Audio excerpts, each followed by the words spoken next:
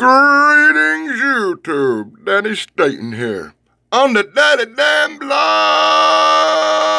I'm digging this hard. I'm back with another comic book review. And today I'm ecstatically happy as I'm checking out Buck Rogers in the 25th Century.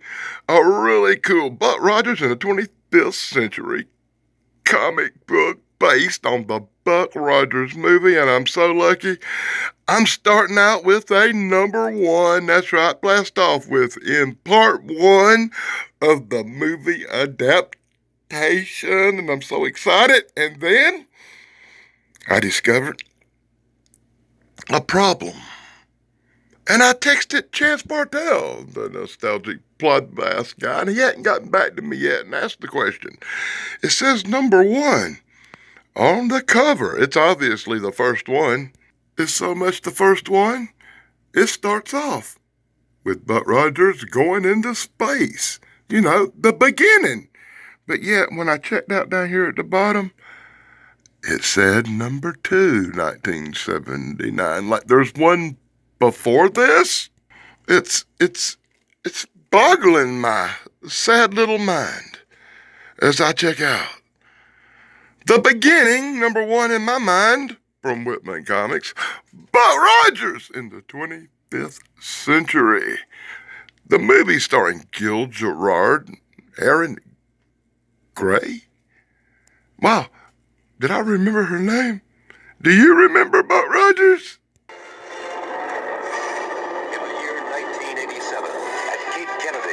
NASA launched the last of America's deep space probes. Aboard this compact starship, a lone astronaut, Captain William Buck Rogers, was to experience cosmic forces beyond all comprehension. His trajectory was disrupted by an explosion. In the wink of an eye, his life support systems were frozen by temperatures beyond imagination. Ranger 3 was blown out of its planned trajectory. Buck was frozen by elements so instantaneous and perfect that he was fully preserved and living when found by the forces of the Draconian army and taken aboard the King's flagship Draconia.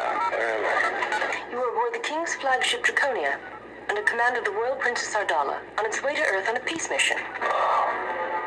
Give him something for his discomfort. Are you a real-life princess?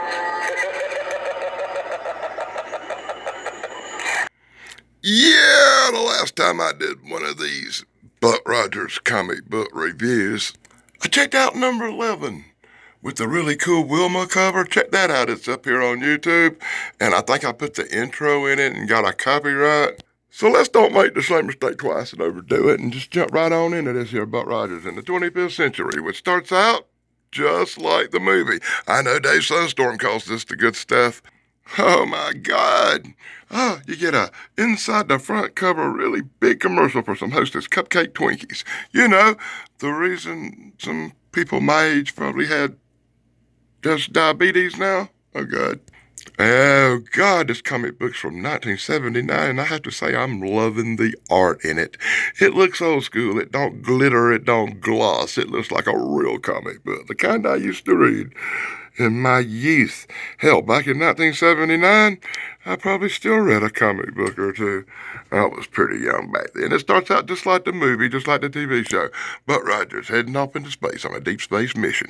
So in full, Buck Rogers' born-ass panels brought to you by the Daddy Damn Blog. Buck rolls off into space on his mission. Bucks are checking things out when all of a sudden, wonk, wonk, Buck got froze. Yep. He got froze, just like that. Buck got froze. Can we jump forward 2 seconds? Really, he's been picked up on the scanners of some other alien race. As they approach his weird-looking shuttle, they find Buck sleeping with a beard. Now, this gives me a problem, because if he was froze, how did he get a beard? Because in the TV show, you know, you don't think he woke up with a beard, did he? Did he?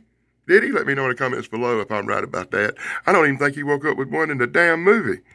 But touche, it's a comic book, and it's been quite a while since I have endured a Buck Rogers movie, even though I did rewatch the series a few years ago. Anyway, Princess Ardala is looking all Princess Ardala, and I have to say that was one of my favorite parts of Buck Rogers. He's still walking around with that beard. He isn't looking all Gil Gerardi, and he isn't looking all Buck Rogersy, and the comic book is throwing me off a tad. So as he gets his goofy ass out of the bed with that beard on and gets introduced to hang out with the princess for a minute, get the tour of the ship and all that, we get a really cool Fun Factory comic book commercial, and my God, this was my favorite stuff. I think I ordered every blooming thing you're gonna see on this page before you, from the plastic guns that shot little frisbees to the incredibly cool werewolf Halloween mask, the Ted Bundy fake arm sling guaranteed to help you get your victims. And with that, Buck Rogers recuperates. Buck Rogers gets the tour of the ship. Buck Rogers has an audience with the princess. Buck Rogers gets a shave. Now he's looking all Gil Gerardi. He gets stowed in his little spaceship and sent on back to Earth. You need to get on back to Earth there, buckaroo. I guess Princess Ardala and the General are getting a hoot as Buck Rogers heads on back to Earth. They get a strange call. Tim O'Connor, Princess. What? Tim O'Connor? He's in the comic book. I love Tim O'Connor. What a great actor. Yep, they get a call on Earth Defense Forces that Buck Rogers is coming home. Who? It's alien craft. No, we gotta head out to meet it. So they head out to meet old Buck Rogers as he's coming on back to Earth. Oh, this is gonna be exciting. New Chicago's a buzz. Captain, a little too much medication. We're going home. Great. Where's that? On Earth. All right. Put down the backgammon board. Put away the card. Lucky Buck is back. This is quite a setup. It's Colonel Daring, Commander of Earth's Defenses. Take this barbarian in for interrogation. Hey, wait a minute. Captain Buck Rogers, you are now in the 25th century. I think I will that right now. Are you familiar with the Rock? No.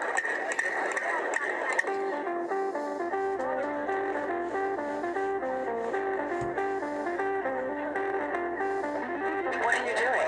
It's called getting down. It's a little before your time, if I tried you. What is it? What's going on?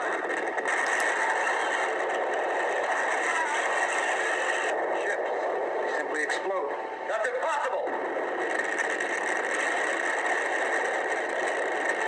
Boy, I love how this comic book rolls along. You understand why I have to put a little filler in there showing you some flashbacks the way it actually looked, because he's already sitting in the office. He's already being interrogated.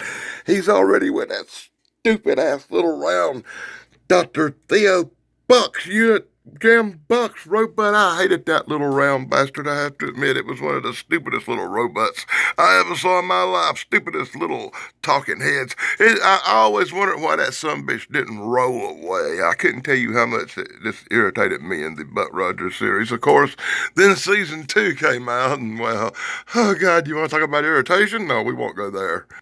Luckily, it's a Whitten comic, and that means you get just as many cool commercials to talk about as you do comic book excitement.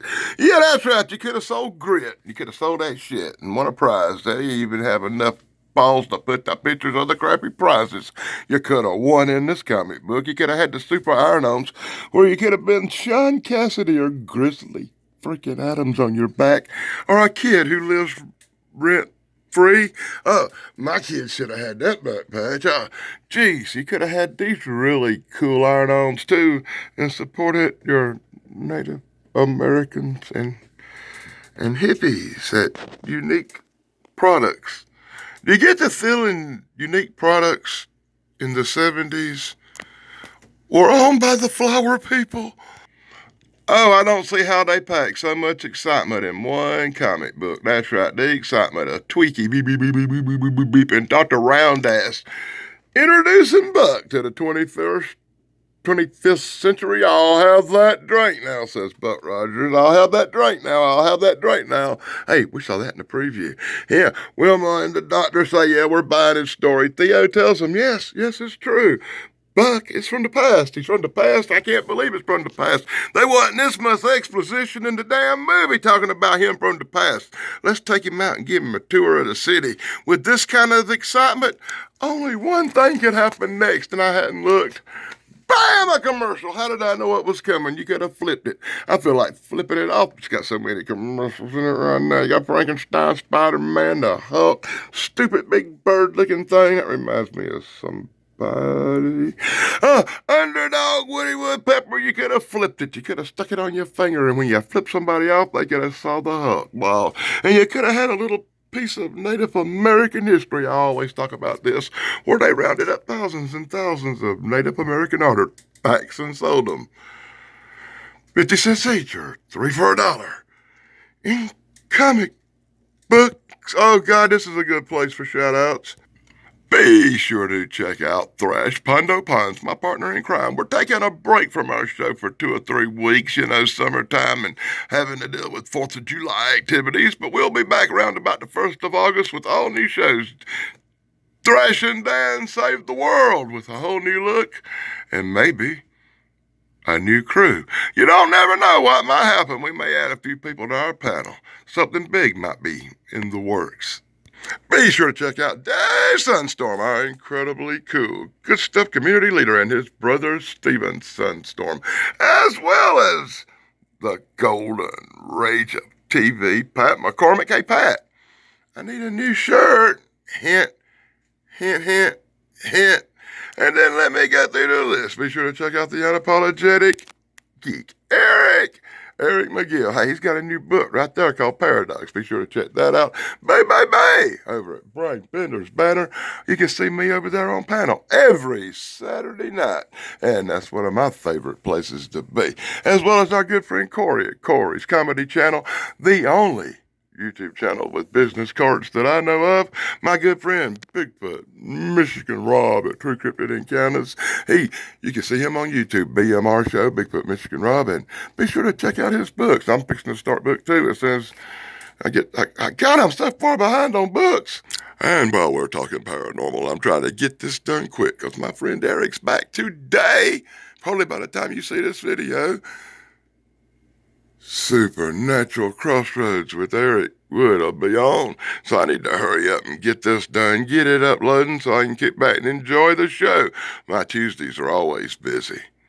So, as I focused on this really cool comic book cover, hoping that turns out to be the freaking thumbnail, because I never get the thumbnails I wanted. It'll probably turn out to be arrowheads or something. Look, I called it. Watch it turn out to be freaking arrowheads. I'll scream. Be sure to check out our other friends, BK on the Air, Big Guys 45s, My Flock is Ever Worse Sarah, the Nostalgic Pop Blast Chance, Retro Nerd Girl, we love her a lot, Brain Bender's Banners, as stated before. I'll be on there Saturday nights on the panel. AP Homestead, AAP for life. We miss you guys. And the Life and Sad Endings channel. Oh, I like that channel a lot. I think I got everybody. I will be adding some more people. Maybe deleting 1 or 2. So, in full panels brought to you by the damn blog. I roll on with the good stuff. I roll on with Buck Rogers, the movie comic book. And I have to state once again, very few comic books do I say how much I love the art in this comic book. The art in this comic book is outstanding. It truly is. As Buck and Wilma seem to get close and passionate in their tours of the city that rolls on. Tours of the ship that rolls on. Learning the controls. And it rolls on. And suddenly somebody pulls a gun on Buck. Oh, the excitement. Wah, wah, wah. The excitement of a Whitman comic book. Bringing you endless, nightmarish commercials. Yeah, that's right. Super pocket value toys that you could have had. And when you were a youngster, oh my God, I had the plastic bugs. I had the cars. I had the prehistoric monsters. I had the plastic bubble goo crap. I had the little planes. Oh my God, I ordered too much of this stuff. Hell, I even had these stupid ass sea monkeys. Oh my God. And since we're taking time to go through a cool comic book, let me whip out the big, oh, I don't want this to show up as a thumbnail. Hold on. Yeah, I'll make a big special about all them autographed pictures. Watch Tom Wopat show up as the freaking thumbnail. Now I'll scream for doing that. Yeah, that's right. Here, do Danny a picture of Tom Christopher who played Hawkman. There's Michael Gerard, the guy who played Buck Rogers' autographed picture. And there's the Hawkman. I've got hundreds of autographed pictures by everybody you could imagine. Video coming soon to YouTube. Well, Buck gets stunned in the ass for trying to look into things he shouldn't. It made that girl mad. She still thinks he's some kind of spy. As explosions have rained through the city, Dr. Ure and rolling round-head robots all upset as the explosions all happen off camera. Ardala and Long Dong, General Long Dong and Ardala discussed the bombs going off in the city and Buck Rogers and the scientists living through it. Buck swears to God he didn't know they was bombs planted, that he's not a spy for them Draconians. Boy, I love the excitement in this comic book, especially the part that happens off camera. Somehow I get the feeling the comic book isn't exactly like the movie. I think it's a little different as they spin page after page of Buck explaining that he's not a spy and getting proven innocent. Finally, he's proved innocent, and now he can walk outside the city and explore.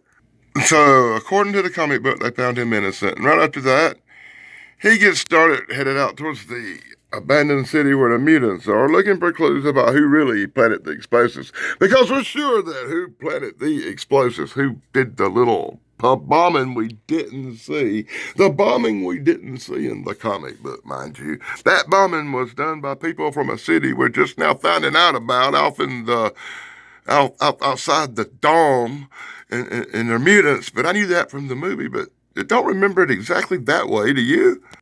Oh my God. It's Snippies. Be very useful. First on the phablet cartoon scissors. Snippies! Do you remember Snippies? Did you have Snippies? I actually had a superhero Snippy for Superman, I think. I swear to God, I really did. As Buck explores the city, he explores the past. He finds out clues about the fall of humanity and how all the systems of society broke down right before the mutants show up to eat him. Swear to God. And that's just the way it ended. That was the last panel in the book, and it threw me off. It made me crazy. I was like, I know you didn't end it like that, but right here, when you turn the page, you get the ad for the upcoming part 2, which lets me know that this is part 1, no doubt. Number 2, right there. Yeah, part 1, no doubt, because the next one is part 2. Am I correct? Am I correct? Let me know in the comments below, since Chance Bartell did not get back to me. You get an ad for the next upcoming part 2 with some really cool art. And if I see part 2, I would buy part 2. Because I would love to continue my little Buck Rogers comic book review series. It's something I get into, Buck Rogers. Are you going to have UFOs, fact, or fraud? What? I never heard of this one, but I'll buy it if I see it somewhere.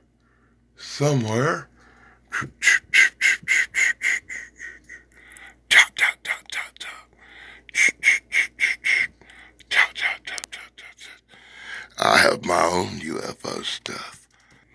Toy soldiers. You could have had all these really cool plastic toy soldiers in that really cool box. I ordered them. They turned out to be some little flat, teeny tiny pieces of junk. Kind of ruined my day. And I also sold this crappy stuffing for these stupid, worthless prizes over here. And they continue to destroy the back cover with more and more of this garbage. Kind of makes me sick they did that. Overall, I have to say I really enjoyed the comic book. I really enjoyed the art. It looked great. Buck Rogers kind of looked like Buck Rogers. Ardala kind of looked like Ardala. Tweaky looked like Tweaky. They did a real good job on Tim O'Connor looking like Dr. Ure in the book, but they kind of did Wilma an injustice a little bit. Don't you look back and you'll see what I'm talking about. And the fact that it says part 1 on the cover and number 2 on the inside makes me think it's a mutant strain of weird issue. And it had stuff in the comic book that didn't have in the movie, I'm pretty sure, too. So let me know in the comments below what you think. Be sure to like, subscribe, ring the bell, and get back to me. And let me know if you think this is the good stuff. Till next time, Danny Staten here on the Daily Damn Blog. Like every dudes.